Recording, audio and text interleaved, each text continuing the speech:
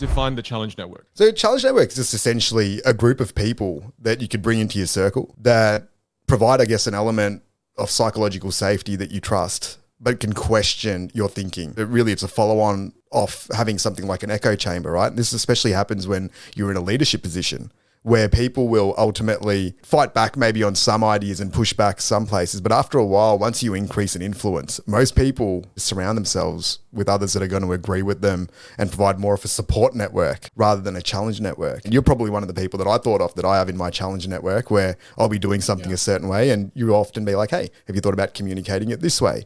Have you looked at it from this angle? And you just ask the right questions to get me thinking in a different way, in a way that I also don't feel threatened. While you were talking about this, you are that person for me too. And it's so important for me to have people like you. And even for me, Ali, outside of business, personally, Pei Wen, my wife, she's my challenge network. Because what a challenge network does is they help you see blind spots. And that's another one of the concepts that Adam talks about in the book, Think Again, is that there are intellectual blind spots that we all have.